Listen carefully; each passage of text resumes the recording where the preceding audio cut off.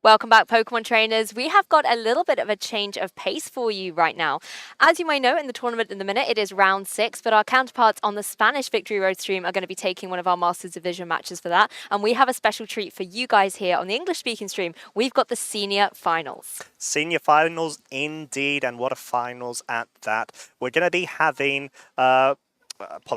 Alessandro Marchioni versus Aurélien S. And it's going to be a spicy one as well, looking at these teams going into it. Yes, we've got Italy versus France in this seniors final. It's always lovely to showcase the seniors in action as well, because they've worked so hard to get through to this grand final and to be able to showcase their amazing teams and amazing Pokemon potential as well, particularly when you consider these players, give or take a few more years, are going to be up in the Masters division. It's good to kind of get a little bit of a familiar face established with them so we can kind of keep an eye on them and their progress going through. But we're going to be seeing a few familiar teams in here. That classic Rhino-Sun combination is going to be featured in this matchup, and I am beyond excited to see Gastrodon once again. I would expect nothing less, Lou. So, as of course, we do have the achievements of Alessandro right now on screen. Alessandro is no stranger to very high-level accomplishments as well. 2022 EUIC finalist just a few weeks ago. Liverpool 2022 regional champion, 2020 Malmo regional champion, and 2019 World's Top 8. So, definitely a lot of experience under Alessandro's belt there. Yeah, wow, a lot of accomplishments already at such a young age. And if we throw over to his opponent, Aurélien, we can see lots of fantastic accomplishments here as well. Nanterre special champion as well as a good couple of top finishes there. EYC most recently top 4, so we've got a top 4 finalist and a finalist as well in second place. So this is going to be nice to see them play against each other today. Maybe they even played against each other in Frankfurt. Yeah, they may have indeed, of course. So what we're going to do is we're actually going straight into the action, and we are going to be seeing it as Alessandro on the left, Aurélien on the right, and Alessandro's going to be leading with that Charizard Wintercott versus Aurélien's Grimmsnarl and Incineroar. So a bit of a high offense sort of lead coming out from Alessandro's side, whilst a bit more passive on Aurélien's. Yes, I mean, there's lots of different modes that can be activated here. On Alessandro's side, you've got option for that Tailwind to get the speed boost up on your side of the field. Alternatively, you can always do that with something like a Max Airstream from the Charizard with a cheeky helping hand boost from the Whimsicott. So you can either way you're going to get your speed up. It's just whether you want to maybe go a little bit more offensive. But on the flip side, on Aurelian's side, Aurélien has the option to set up those screens, whether you want to go for Light Screen or Reflect, and play a little bit more defensively. And of course, you have the utility of that Fake Out, which can go down into that opposing Whimsicott. You could always go into the Charizard, but very likely it could indeed Dynamax. So you might want to just try and chip a potential Focus Sash on that Whimsicott, but we're actually going to see a change of pace. Change of pace indeed, and not what you actually expect to see. A Charizard is in rain voluntarily, as the Kyogre's actually being switched in for that Whimsicott, maybe wanting to try to negate and catch out a Fake Out coming out from Aurélion's side, as we're actually going to be seeing the Dynamax from Charizard. Apologies, I meant Alessandro's side. Going for the Dynamax here for the G-Max. You do actually have Max Airstream potential going into this field, so at the moment, I don't expect to see from Aurélion's side the Dynamax. We're just going to be seeing a Fake Out from the Incineroar. Yes, but the rain might make a lot of sense if you think about the move pool that Charizard could have if it had something like the Weather Ball on there. But instead, it's just going to be the G-Max Wildfire coming down into that opposing Grimmsnarl. So getting that residual damage set up as well, as the Grimmsnarl is able to fire back with a Spirit Break, just reducing the special attack of that Charizard a little bit. Of course, the rain is, a little bit detrimental to that G-Max Wildfire with the Beam Fire type move in the rain. It's not going to be dealing as much damage, which is why I was wondering if potentially that Weather Ball was going to come out, turn into a Max Geyser and take out that Incineroar. But I think setting up the residual damage first is a very wise move for that long game. It really is, because we've seen it time and time again how vital it is to actually chip away at your opponent's Pokemon with every single passing turn. And I think when it comes up to a passive sort of structure that Aurélion's actually opted for, maybe having screens potential too, it will pay dividends overall, and you just need to be able to position yourself quite nicely here, as Alessandro does have the Kyogre on the field. Yes, the Gastrodon can actually switch in, apologies, but there's a lot of pressure coming out from a very free water spout that could be coming out too. Yes, and I love this here from the Grimmsnarl, just going for the Light Screen, really negating the damage Charizard can go for, and I'm not surprised to see it go for this Max Airstream Airstream down into that opposing Incineroar just to deal a little bit of damage, but critically to get that speed up as well onto Alessandro's side of the field. Just going to make sure that that Water Spout can potentially come out and deal absolute destruction, which is exactly what Alessandro has gone for here. Water Spout's going to come out, connect on both the Pokemon, and get a solid double KO here.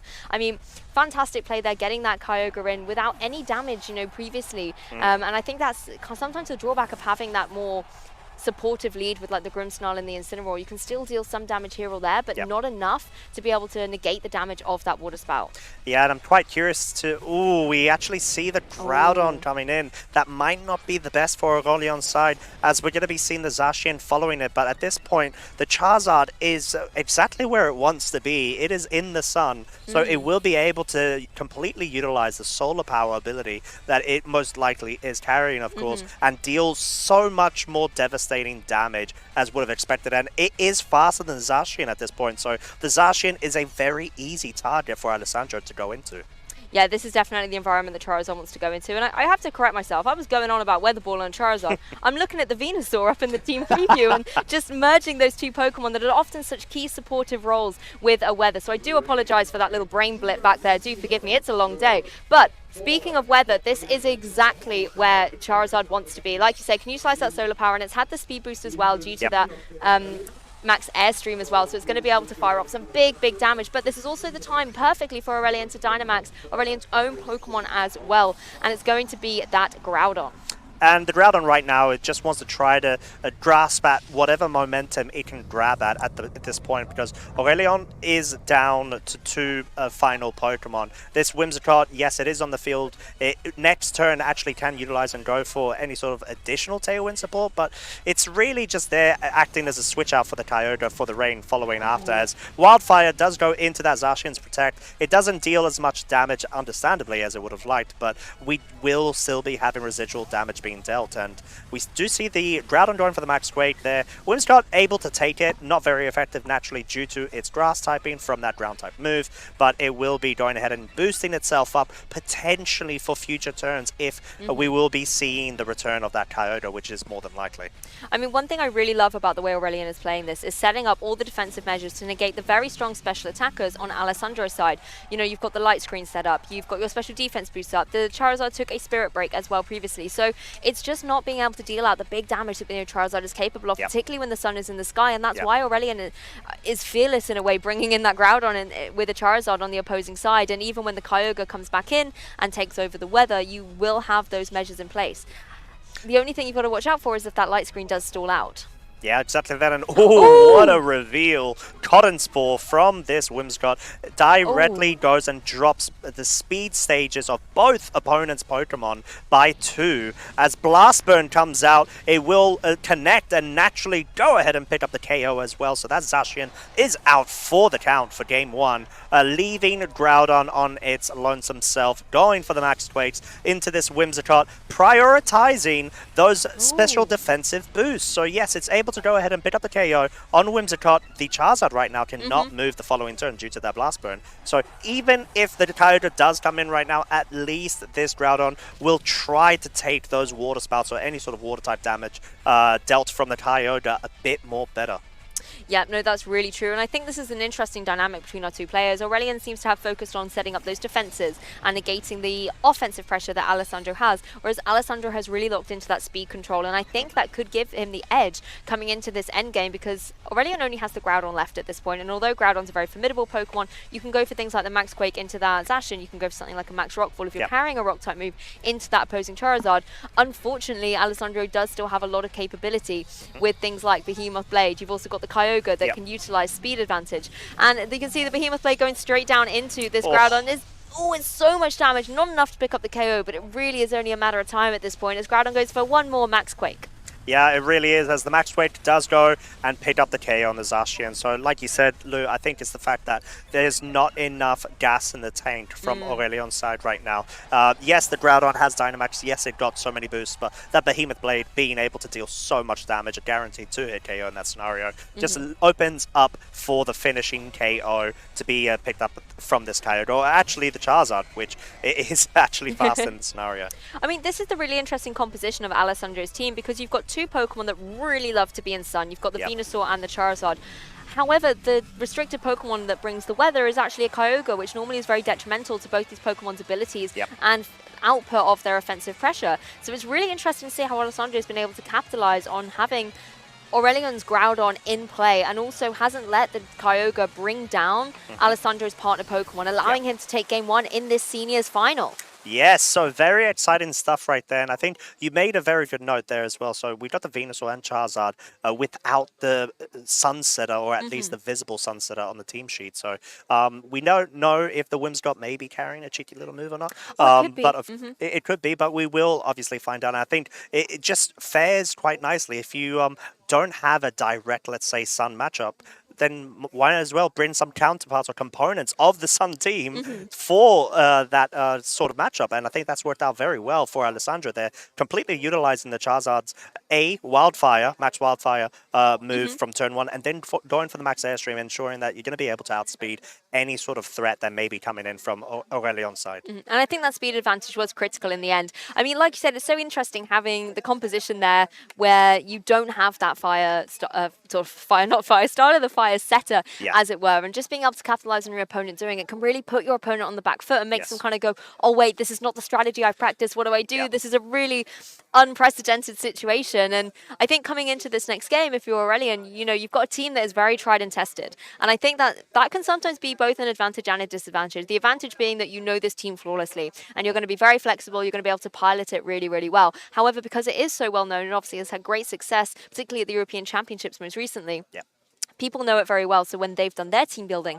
they've got a way to counter it. But the key thing with that Renia Sun team is the flexibility of it. So I really feel like Aurélien can come into this next game, maybe bring in a few different Pokemon choices, preserving Pokemon in the right way to be able to pick up the KOs. Yeah, definitely, 100%. And I do think that Alessandro, at least, from judging with how they've actually gone ahead and team build, they probably posed the best question at themselves is, will I be able to do well against like Renia Sun or something like that? So at least from my observation, they've definitely brought their Renia Sun matchup. So going into this, Aurélien does really have to pull out the stops and maybe try to opt to even bring the Gastrodon, to be honest, where possible. I would love that. Yeah, because I mean, you definitely would. So I do think though, that it would make natural sense as long as you're able to cater for the Venusaur if it does somehow come out in the back or not, because we didn't actually see it, I don't believe, if I'm mistaken. No, we did not. I was just pretending it was on the field with the weather ball comments. You know, it's just. Oh, that's right. It's one of those days. It happens, but you know, I hold my hands up to that. But I think the Gastrodon would be a really good adjustment, to be fair, because it can be so disruptive when it's going for those yawns, and particularly when it can just kind of come onto the field, maybe eat up an attack, throw a yawn, and then force your opponent to switch. And when you take a look at how Alessandro played that, he was very much in the kind of driving seat for how the ball positioning was going, making the switches that he needed to do in order to establish dominance in the match. And I feel like if maybe he's forced to make a couple of switches that he doesn't necessarily want to do, that can really swing the momentum into Aurelien's favor in this game too. Yeah, it really could. And I think just what you mentioned there, to take from that, the yawn kind of passive play really forces the hands of your opponents to go for the switches in order to not be susceptible to sleep and naturally mandatory sleep the following turn, right? Because that just can completely nullify your momentum going into the matchup. And I think that's what's needed, at least from Aurélion's side, because Alessandro didn't have any sort of negatives for that strategy. They were just able to go straight through. Very simple. They want to make sure who they're targeting, what they're prioritizing, and essentially run with the game. The Water Spout from the Kyogre after the Max Airstream, there wasn't anything that the Incineroar and Grimmsnarl could do. They just had to sit there and take it, because you're not going to switch your Groudon in at any point, are you, or your Zacian? I mean, that's the thing. You often say, you know, if there's a Water-type move that's coming out, maybe you could go for bringing in your Groudon and weaken the output. But when it's from a Kyogre and it's Water Spout, it doesn't matter if the Sun's on the field. It's still so powerful, and that's why that Pokemon is one of the most dominant currently in the format. You know, pairing up with Zacian so often, pairing it up with so many other Pokemon as well to have that kind of rain mode on a team just makes it such a great Pokemon as a restricted to have, and it's why it is so popular. Of course, that's where Renia Sun's really come into its frame, because it's such a challenge to it when you've got a Sun team that's doing so well.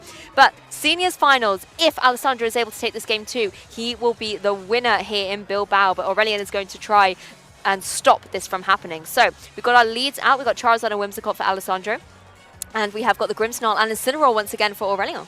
So the same leads as game one. Let's see if there's going to be any sort of switch out, which from what it seems like there's not going to be. There's just going to be a full commitment right here. Alessandro trying to go for that G-Max Charizard. And I do like this play, Lou, because I think it's natural to expect the Fake Out to go into the Whimsicott slot. Alessandro's expecting Aurélien not to go for it, not to waste a turn at least. So they're going to go for full maximum momentum if they can take advantage of it, even get a sunny day up. And there it is, Lou. As it came at the right time.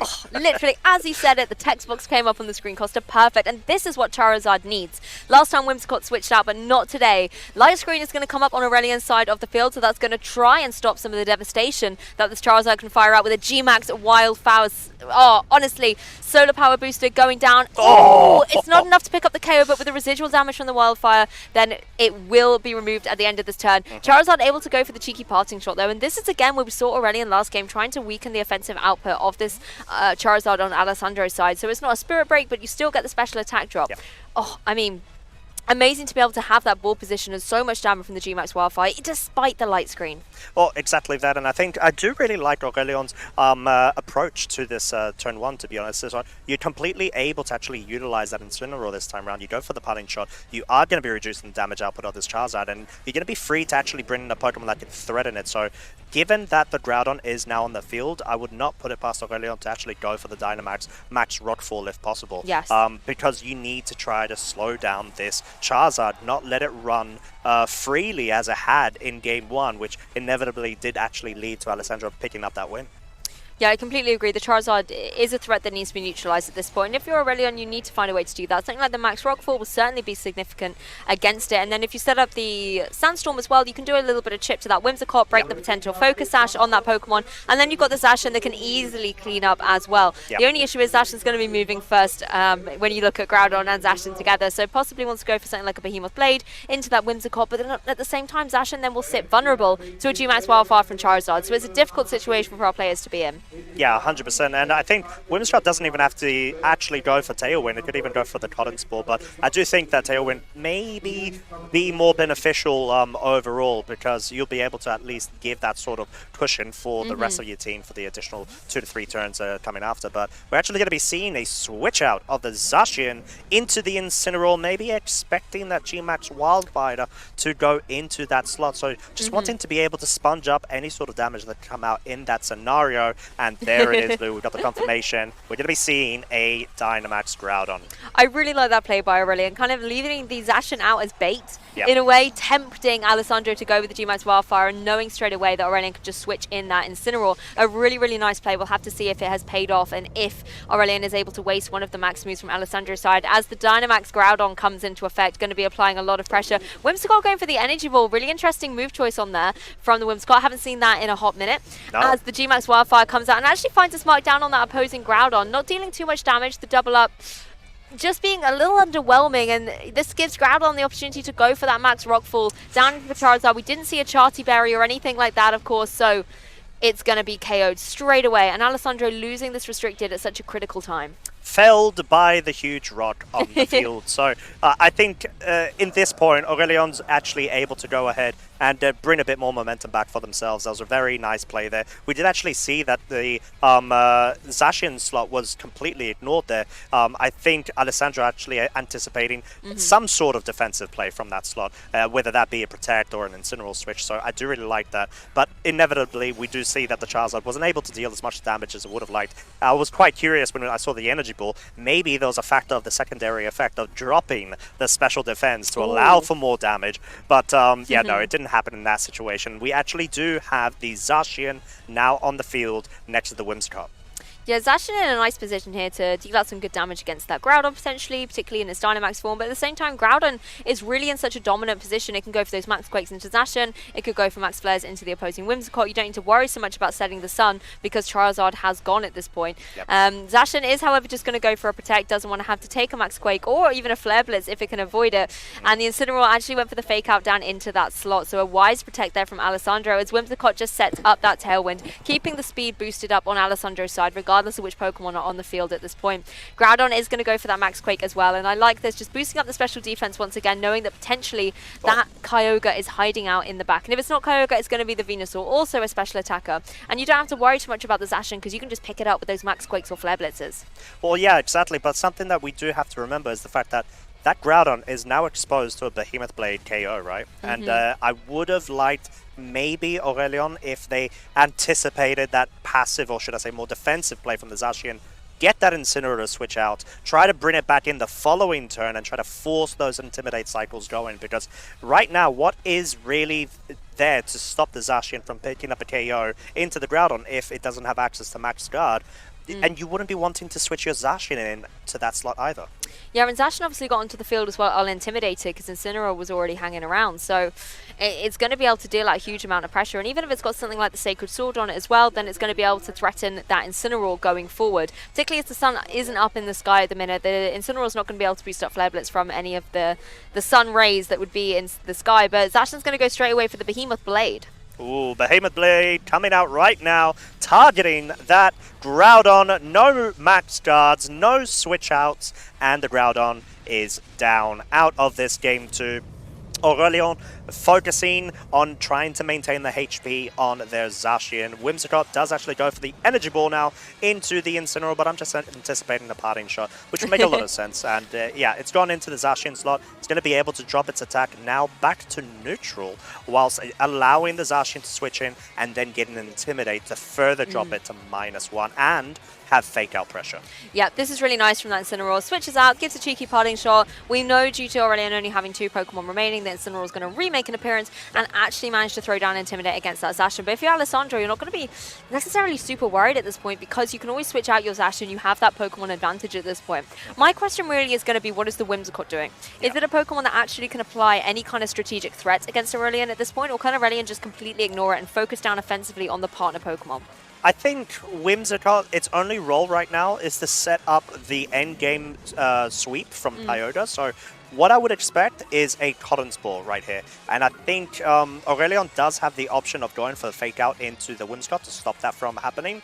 But then they have to take into consideration, do they go for the Behemoth Blade into a potential Protect from the Zacian, or do they just try to absolutely double it into the Whimsicott, get rid of it, and hope that you're going to have the faster Zacian, and maybe somehow pick up a Play Rough KO onto that Kyogre, but no fake out.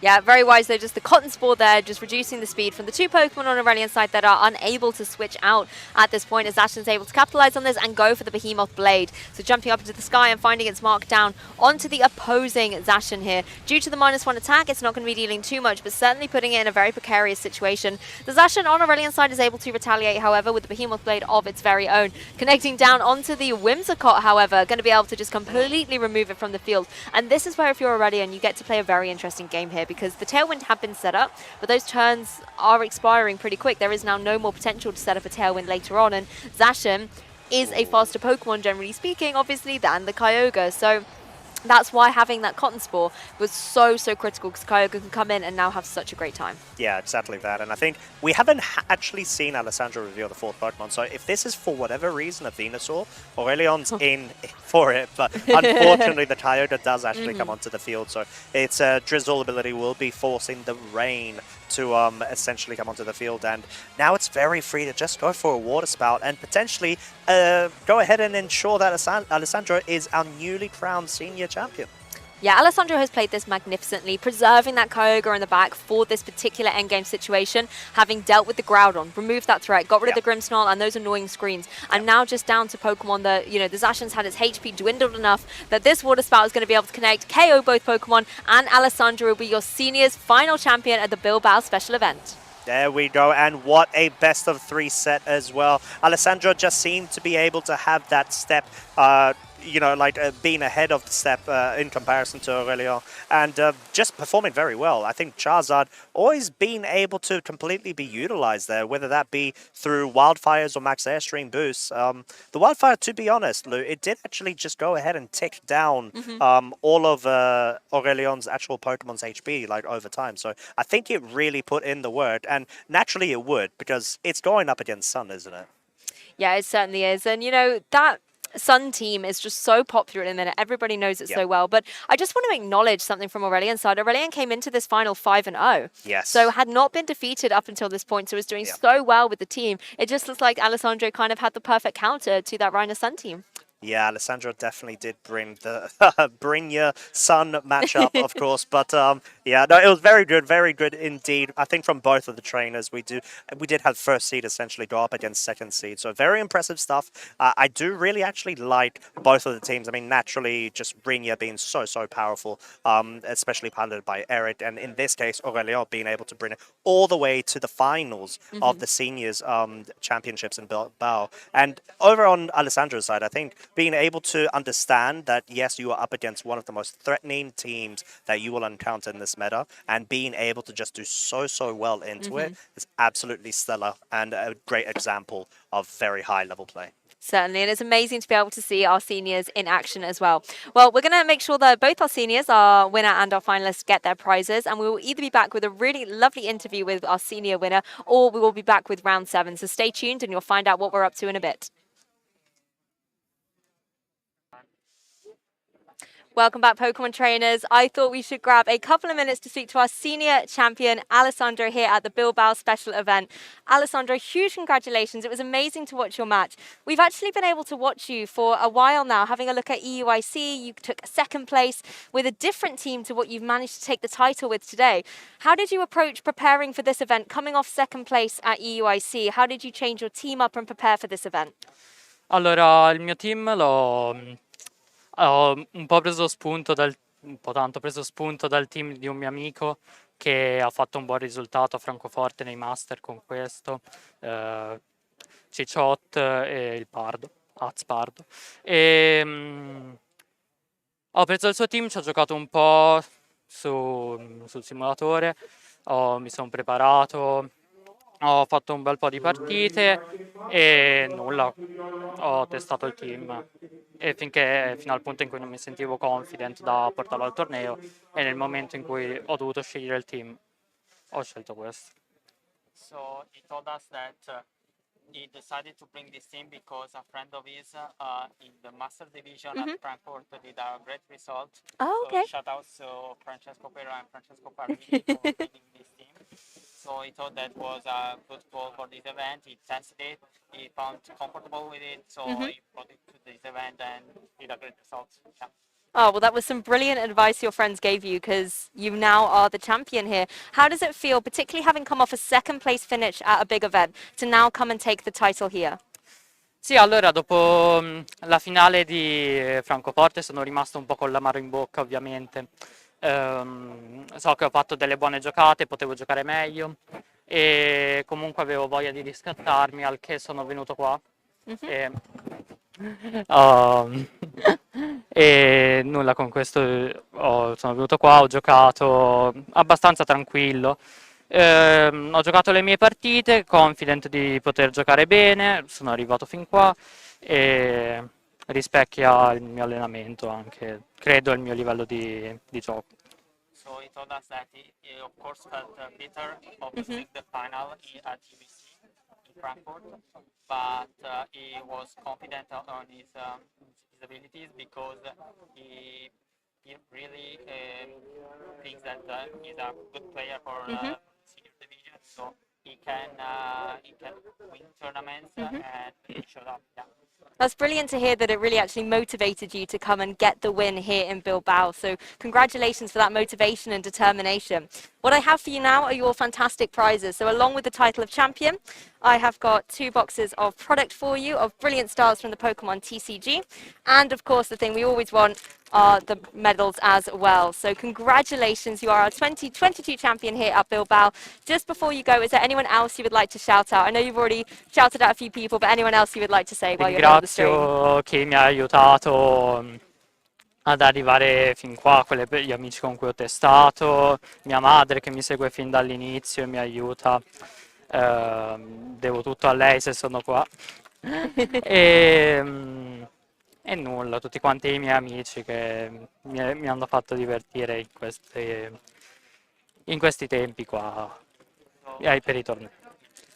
So he just shouted out his friends, of course, supported him, tested with him for this event, and his mother because he supports his passion for the game. So he's really happy to be able to compete thanks to the support from her mom in particular. Oh, brilliant. We can hear them cheering for you as well. They were clapping for you there. Well, we'll go let you celebrate with your friends and family. Huge congratulations once again. And don't go anywhere, Pokemon trainers. We'll be back with the Masters Division in just a moment.